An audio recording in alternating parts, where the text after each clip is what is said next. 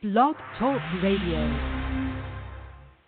Welcome, world. Welcome once again to Tuesday Talk with Key West Lou. I am your host, Louis Patrone.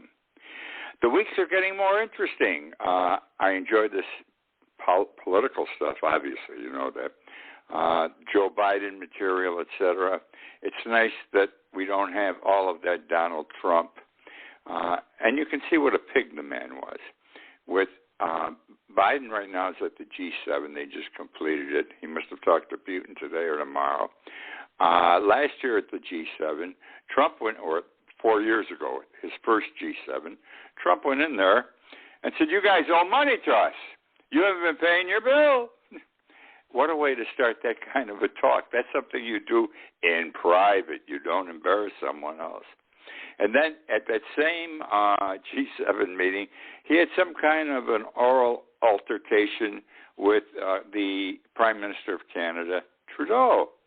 It happens, but that's part of life, especially if you're negotiating about things that are so big that they're negotiated at that highest level.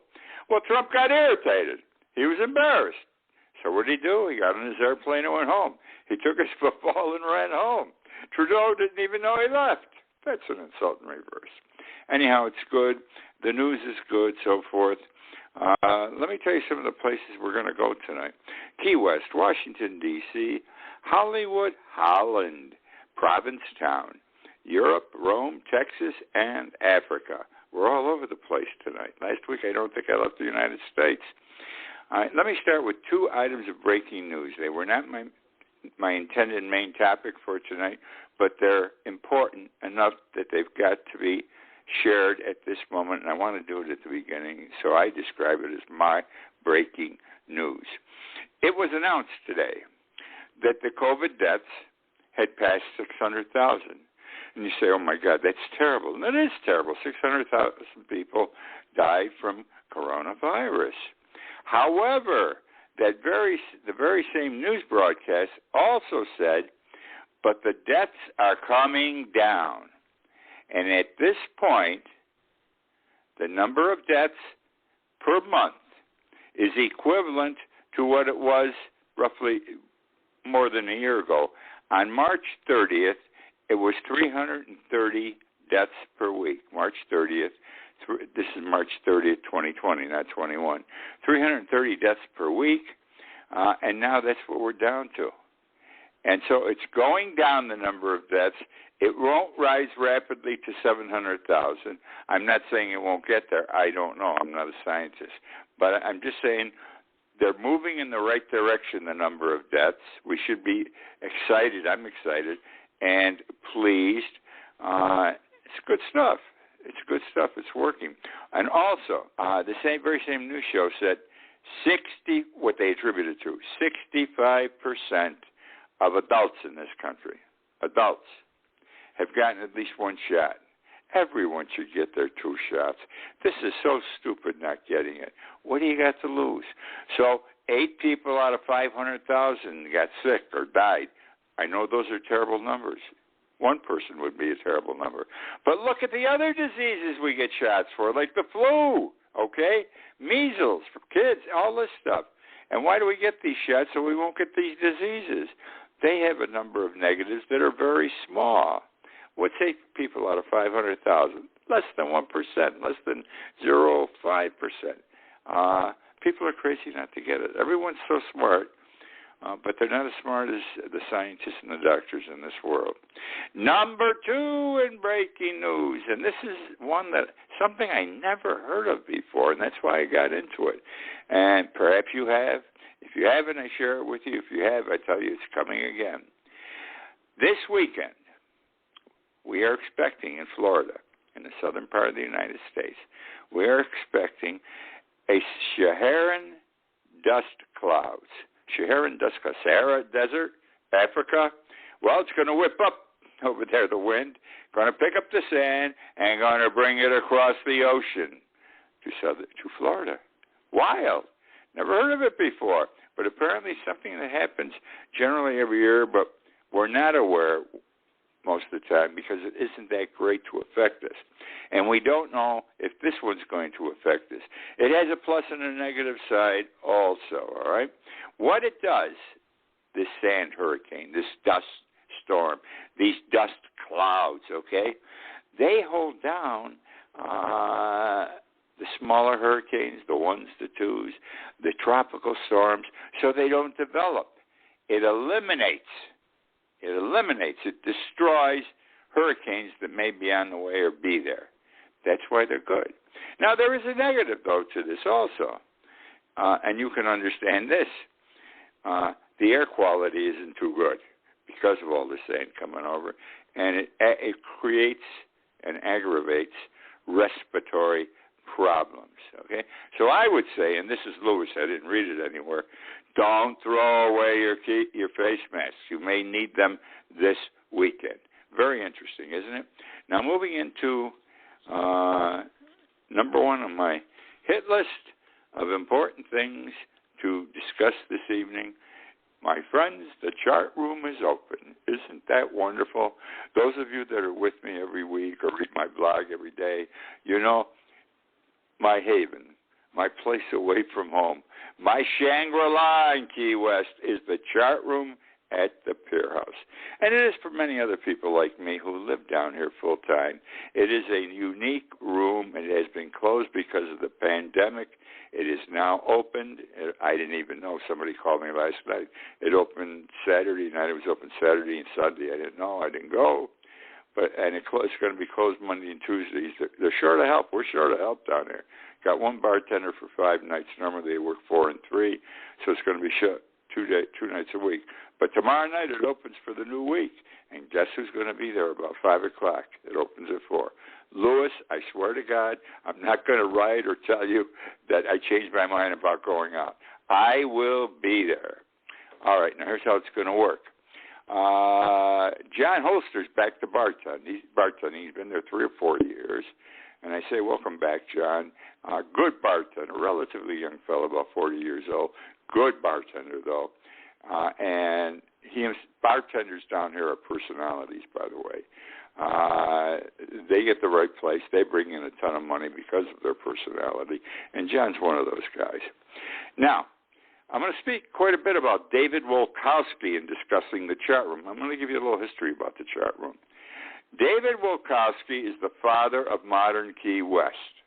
His vision and effort awakened a dormant community.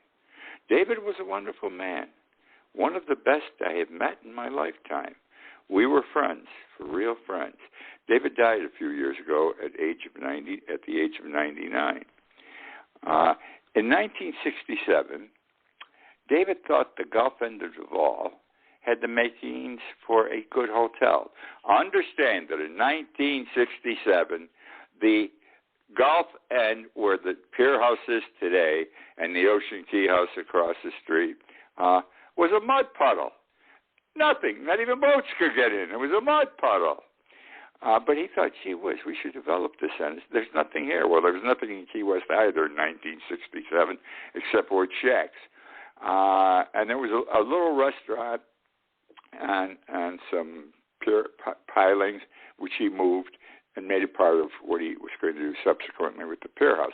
Anyhow, David said, well, I'm going to build a hotel. Now, you have to understand, David was a wealthy man. David was a great guy, and he had this vision. So in 1967, the first thing he built at the end of Duval Street was a 50-unit motel, and he named it the Pier House Motel. You know, there's a saying that big trees from little acorns grow. Such was the case with the Pier House. David is the person who grew the Pier House to what it is today, because he turned the motel into the hotel, and then he built this massive hotel we have here, and then he sold it for a great profit. And this wasn't his only hotel. He beat the Reach Hotel. He built the Reach Hotel. He's the father of the Reach, too. 43 years ago, not 1967, sir, just 43 years ago, some of David's local friends talked to him about a bar for the Pier House. The Pier House did not have a bar. And they said, let's have something small and intimate. We can get together every night for cocktails. And David agreed. David agreed we should have a bar. We'll make it a little bar. And he did it right away. David did not waste time on anything. He took out one of the first floor rooms. He added booze and a mahogany bar. The chart room was born. An instantaneous hit, especially for the power brokers of Key West, bankers, politicians, judges, the police chief, the fire chief, the deputy fire chief, pot smugglers. Pot smuggling was big back then. They were big guys in town. Divers, etc.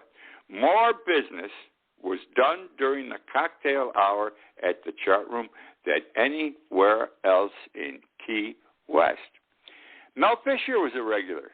Fisher eventually found part of the Etosha and $400 million in gold and emeralds. Jimmy Buffett got his start in the chart room. Buffett first arrived in November 1971. He roared into Key West in a 1947 Packard sedan with Mr. Bojangles, who had some notoriety at the time. Wolkowski gave him a job, gave Buffett a job. By the way, Buffett was a boozer back then. He was a drunk. He was a young guy. He drank all the time, played his guitar, hoped somebody would feed him. Got it? No, I'm not lying. This is the story. It's a wonderful story. Wolkowski gave him a job in the chart room, singing and playing a small guitar. His pay was tips and drinks from customers. He didn't get paid by Wolkowski, and he didn't get paid by the Pieros. Merely tips and drinks from customers. Wolkowski had a smart eye for pending success. He eventually paid Buffett, paid him real money, to perform in the chart room. Buffett will attest to the fact the first one to pay him in actual money in Key West was Wolkowski. Now, Wolkowski was a good influence on him, too. If you met David, you would understand. He'd be a good influence on anyone. He's just that kind of a guy. The two became friends and business partners. They purchased buildings in Key West and elsewhere in the United States. Young fella, older fella, they bonded. They bound.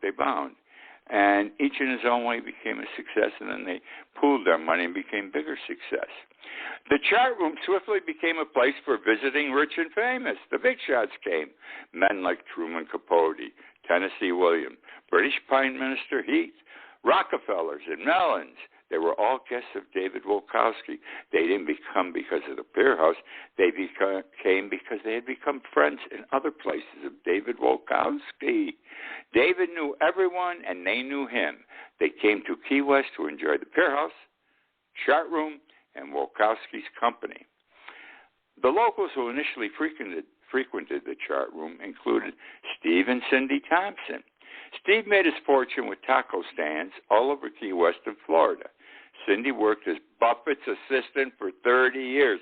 Would you believe that? She was his assistant for 30 years.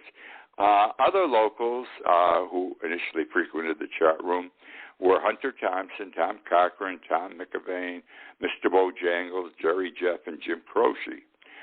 This was a time, by the way, when no one was famous yet, and drinking was a sport. Everybody was a boozer down here. Freebies were available from day one and today also. When you go into the chart room, they got free hot dogs, popcorn, and a huge barrel of peanuts. And all three of those items go over big every night. Chart room doesn't open until 4 in the afternoon, by the way. The bar rail has become the railing on the bar, on the mahogany bar, has become the resting place for a handful of the original customers. Small holes were dug in the bar, one for each of the individuals involved, a small plaque with each's name next to their hole. As they died, supposedly, I'm not saying this is definite, this is the story though, supposedly a small portion of their ashes were placed in the holes and sealed over. Only one hole today remains unfilled. And you have no idea the people that come in and want to see those holes in the bar. They want to see where the ashes are. Gene and Joe Thornton are regulars today. Gene and Joe, wonderful people, from Birmingham, Alabama. Years ago, Gene went diving with Mel Fisher. She found, she's a school teacher, by the way, at the time. She found gold coins and emeralds. A school teacher, she stopped working immediately. Jean is known today as Key West Golden Girl. They bought a place in Truman Annex right away. She spends about 9 months a year here in Key West. Everyone loves Jean Thornton. Time moves on. Regulars come and go. Some move, some by death. New regulars come upon the scene. There's a group of regulars today, which includes, and I think this is the third group of regulars, okay? Because it's been, the chat room's been there for over 40 years, and I think this is about the third group. And the groups blend a little bit. But today's group includes Jean and Joe Thornton, Sheila Collins, Steve and Cindy Thompson are still here. They're alive.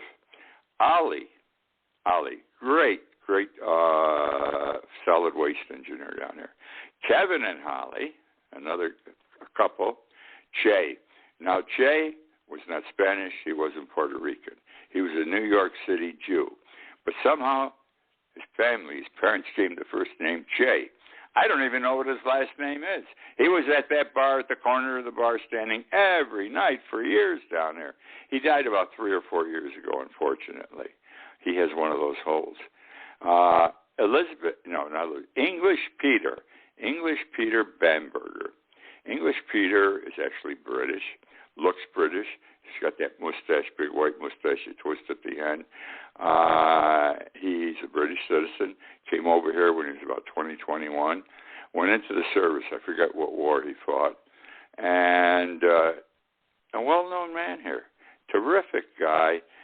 Everyone loved Peter. Peter now moved to a place, Toronto, Tampa or somewhere.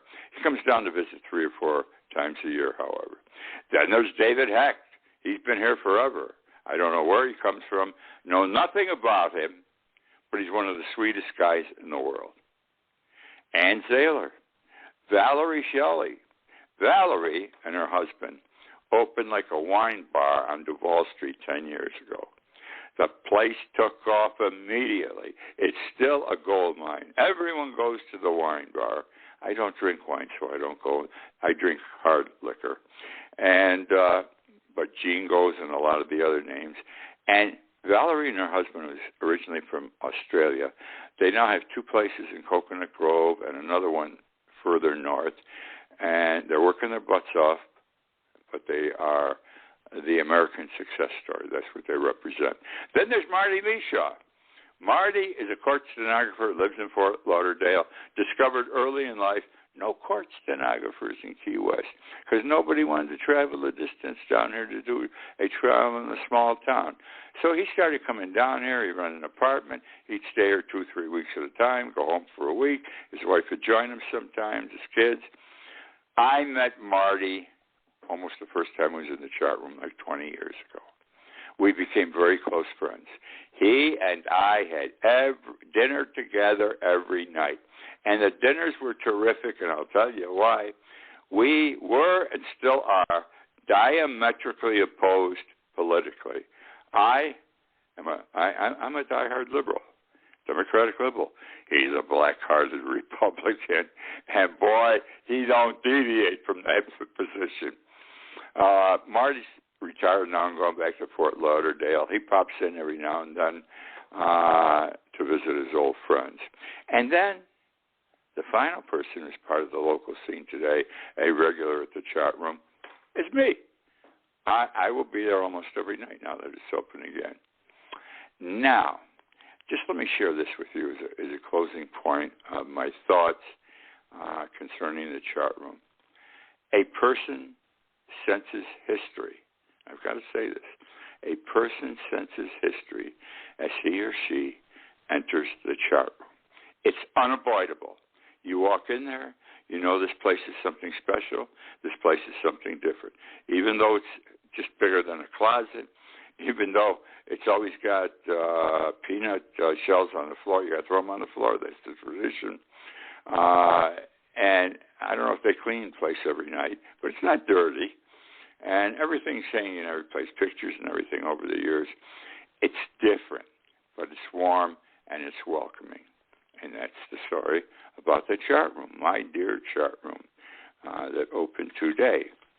Now, it took a lot of time for me to share that with you, most of my show, but I don't care.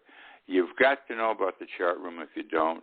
And if you come to Key West, the first night here, go in and have a drink at the chart room. You will stop in just about every evening after that. You don't have to stay all night. Have a drink or two, BS with the people at the bar. Everyone becomes friends right away. Okay, I want to talk about following the money. I'm talking about January 6th. We're investigating big time. The Attorney General, Merrick Garland, has been on TV this past week several times. He was on again today. And this is what he's going to do, et cetera, because he wasn't saying anything. Well, he's arrested. The Justice Department of Justice has arrested approximately 500 participants in the January 6th insurrection. I don't think the right people are getting arrested. They're arresting the people who were there breaking windows and chasing people. They're not arresting the people with the money. This is no different than a crime. I'm talking about a political crime. I'm talking about the mafia or something like that. To get the people at the top, and those are the ones you have to get also, you follow the money, and the money will always take you to the big people. Well, who are the big people? Do you think all those people you saw on television January 6th had the money to rent the bus to come from Oregon and Washington to Washington, D.C., had the money for hotel rooms, had the money for food? They don't have this money. These were regular people, solid American people whose minds are twisted right now, and that's how I got to phrase it. That's how I see it. So there has to be somebody else. The oligarchs, these big millionaires we're reading about, they are financed. Most of them are finance the insurrection, are financing this radical right, this far right, and they're the troublemakers. And they should trace them down. That's what the Department of Justice has to do.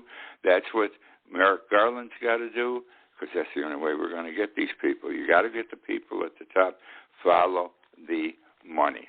And now I want to talk briefly about Merrick Garland. I think he's a great man. The little I know about him as much as you do, I guess. Back when, remember the Oklahoma bombing, federal building? Merrick Garland was in the Department of Justice at the time. He was put in charge of the investigation. Did an excellent job. The guy who did it, they executed him. And whatever he had to do, he did. He's always been complimented about this from way back then till now. He eventually became a federal judge. In Washington, D.C., he sits on the Second Circuit, which is considered the second strongest court in the United States after the Supreme Court. He's been a judge for more than 20 years. He's now the Attorney General of the United States under Joe Biden. I don't think that a good investigator necessarily makes a good judge, nor do I think a good judge makes a good investigator. What's Lewis saying? I'm not sure, as honest and as brilliant as Merrick Garland is, that he's the man for the job. Because judges get in a rut. 10 years and they're gone. 20 years, oh my God. They only think one way. They only see things one way. Arbitrary and unreasonable, even though they say I'm fair. I look at both sides. They become hard-ass. And it's not wrong. That's life. You do the same thing every day for 20 years, you have a mindset. Investigative people the same way. I believe that Robert Mueller blew the first Trump investigation for impeachment because he had been an FBI man all his life. He was the head of the FBI. And the FBI has this rule. You don't indict a sitting president. Well, that's not a law. Years ago, whoever was in the FBI said, hey, we shouldn't indict a sitting president. We'll wait till he gets out, then we'll get him. It just doesn't sound right. So he didn't. But that meant that his investigation, when it came out, was such that it was leading to bringing this up and that up. But in the end, he had to say, it's not enough because you can't indict a sitting president. And he blew it. He had the material. He should have gone after him and tested. You can't indict a sitting president. Not law. Still isn't law. So I'm worried about Merrick Garland. I say this with all due respect. He's got a tough job. But he's got to get the big shots on January 6th, or we're going to have another January 6th, January 7th, and January 8th. These people are not going to stop. They still believe Trump got screwed out of the election. They still believe that America is going down the tubes, and they're going to save our country. They're going to save our country. They're misdirected and misguided. Okay, Audrey Hepburn. Remember her? Famous movie star, 1950s, 1960s. Interesting story. I came about this accidentally this past week. She wasn't in the news or anything. But Audrey Hepburn was a great movie star. She was thin, little girl, thin. Her first movie was, what the hell was her first movie? Excuse me for saying that bad word, hell. Her first movie was Roman Holiday. She won the Academy Award for it. She starred it with Gregory Peck. Anyhow, here's her story. She's in Germany. She's German. Her mother and father are German. The mother and father separate. The mother senses a war is coming. Holland had announced that they would remain neutral during the war. So she takes Audrey, her daughter, and runs off to Holland. The father's still in Germany. And she goes there because she thinks she's going to be safe. But they aren't safe because Hitler still attacked and conquered and occupied Holland for several years and really treated the people bad. Now, Audrey didn't have enough food. She's thin today. And the doctors say the reason she's so thin, and she was there during her, not adolescent years, her, 10, 12, 13, 14. When a child doesn't have enough to eat at a certain time in her life, the body doesn't form properly. And the reason Audrey Hepburn was so thin was because she was malnourished for 3 or 4 years. Okay. Now, while the mother is still a Nazi, okay? She gets along good, but she isn't getting food. Don't ask me why. I couldn't figure that one out. Anyhow, though, the mother is writing at the time for a German publication called The Blacklist. She and her husband, before World War II started, wrote for the British Union of Fascists. That was a neo-Nazi group in England. Her husband now, Joseph was his name. Ella was the mother. Joseph's in Germany, and he's riding high with the Nazis. And then he went to England, and he had to put some money together. And he didn't get it from England, but he put this money together because he was going to start a Germany-supported newspaper. Now, where did he get the money? He got the money from Joseph Goebbels, who was Hitler's propaganda minister. And, of course, when this happened, the British Commons had him arrested, and they sent him to jail for the rest of the war. That's all. He went to jail for the rest of the war. He was considered a bad guy, an enemy of the state. He was considered an enemy of the state. So that's now. She worked for the resistance.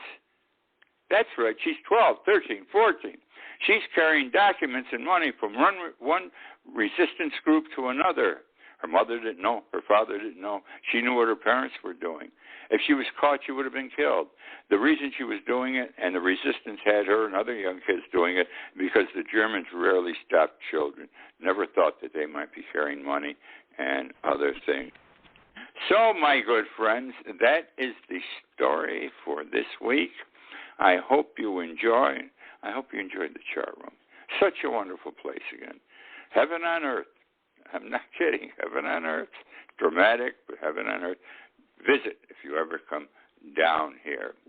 And I do a blog every morning, keywestlou.com. Read it. It's the show in writing and print, keywestlou.com. And what else can I tell you? This is the story for tonight. I have spoken to you. I'll be back next week. Be sure to join me at that time again. Good night.